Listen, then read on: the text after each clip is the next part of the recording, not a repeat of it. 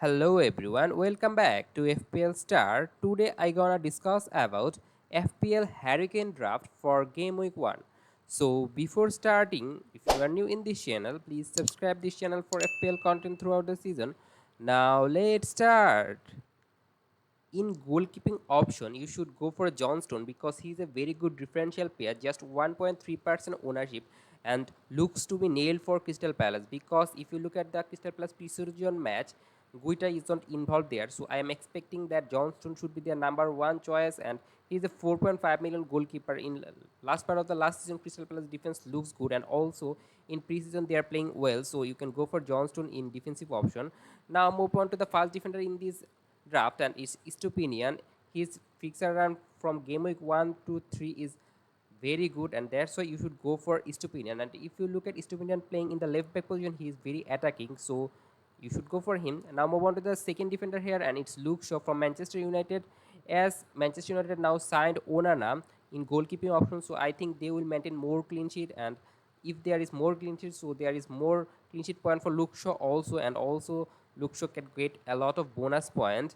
Now move on to the third defender here, and it's Gabriel from Arsenal. And if you look at Gabriel performance in Arsenal squad, he is totally nailed for Arsenal because in last season he played out of 38 match. So he is a very good player to go for.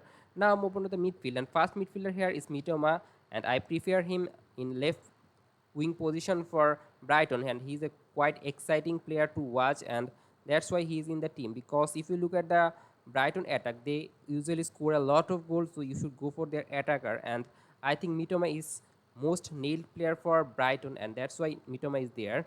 Now move on to the second midfielder here, and it's Bruno Fernandes, and it's a surprising one that I prefer Rashford previously, but now I have got Bruno Fernandes because as Manchester United signed new striker Hozlund, and I think that will increase Bruno Fernandes' potential because he can get more assist point as there is a striker in center forward position, so it will improve Fernandes. On the other hand, if you look at Rashford, it will decrease his potential because he's sometimes playing in the center forward position, and I don't think he will now play in the center forward position. And also that as Hozland is got good attacking threat, so I think it will affect Rashford, and that's why you can go for Bruno Fernandes. But still, Rashford is a good option. I want to save some of the money here, and that's why going for Bruno Fernandes. Now move on to the third midfielder here, and it's Martinelli, and he's an 8 million. As Gabriel Jesus is now injured, so you can go for Martinelli because if you look at Martinelli's playing time when Gabriel Jesus is injured, he's sometimes playing in the left wing and sometimes he also playing in the center forward position. We know that there is Nikita, but I still think that Martinelli can play some of the match in center forward position, and Trossard in the left wing position. And it as Gabriel Jesus is injured, so I think it will improve Martinelli's minute also. So that's why you can go for Martinelli, and I am going with Martinelli also in my game week 1 squad. Now move on to the fourth midfielder here, and it's Foden. As Manchester City got favorable fixtures, so you should obviously go for Foden because he's a great option for FPL. And when he playing in the right wing or left wing or attacking midfield position, he obviously can score goal because he was in the box most of the time, and he's a good attacking player and also a very good finisher. He's quite differential also. His ownership is just 13.8%, so you can go for Foden. And the fast forward here is obviously Erling Haaland. He has got 86.6% ownership and nothing to say about him. He should be must in your team. Now move on to the second forward here, and it's Harry Kane. And a lot of fair manager ignoring Harry Kane and going for Salah, but I think you can go for Harry Kane because if Harry Kane stays Tottenham, then I think he's a very good option. And in last season, he got 263, which is 9 points less than Haaland. And also, Harry Kane scoring 30 goal. As Tottenham should increase their attacking ability because their new manager, Postecoglou, is a very attacking manager. So they will play attacking football now. And I think this will also improve Harry Kane potential to score more goal. And that's why you can go for him. In game week 2, he has got hard fixture like Manchester United home. But other than from game week 1 to game week 6, I think great run of fixer. So you should go for Harry Kane, and obviously you can go for Salah or your choice, but Harry Kane can be an option, and I want to say this in this draft. Now move on to the third forward here, and it's Wissa. It's not ideal that Wissa is playing against Tottenham and Harry Kane is playing against Brentford. But if you look at other forward option now, there are not a lot of forward now because Gabriel is injured. So I think Harry Kane is the best replacement to Gabriel Jesus, and also Nokunko has got injured. So I think Nicolas Jackson is also a good option. But as Wisa is playing in the center forward position in absence of Tony, so that's why I am gonna go with Wisa, and you can go for him also. Now move on to the bench option here, and it's no surprise. It's Areola from West Ham. He start few of the preseason match for West Ham, so I'm expecting to start in game week 1 team.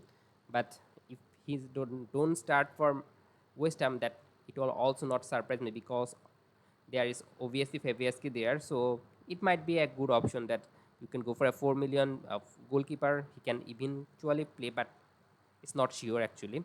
Now move on to the first bench option in outplayed player, and it's Udogi. His ownership is just 0.8%, and if you look at his performance in last season in Serie A, he scored 3 goals and 4 assists, so he's just 4.5 million and looks to be the first choice left back for Tottenham. So you should go for him as a 4.5 million defender. Now move on to the second outfield bench option, and it's Baldock from Sheffield United. He's a 4 million defender, and he's a good one because he's playing in the wingback position, so he can obviously give you some point and cover your bench. If any of your starting 11 didn't play, then he can play, so he's a good option there. Now on to the third bench option, and it's just a 4.5 million midfielder Nakamba. He's starting for Luton but not attacking. He's a bench option.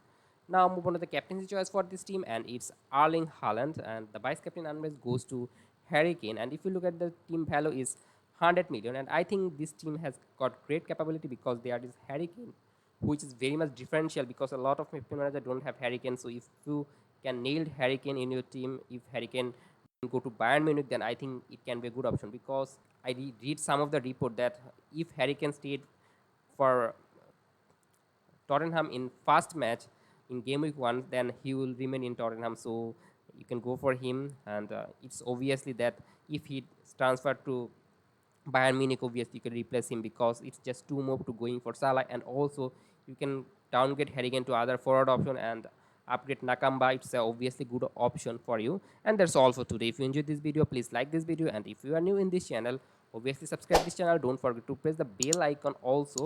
Good luck for you.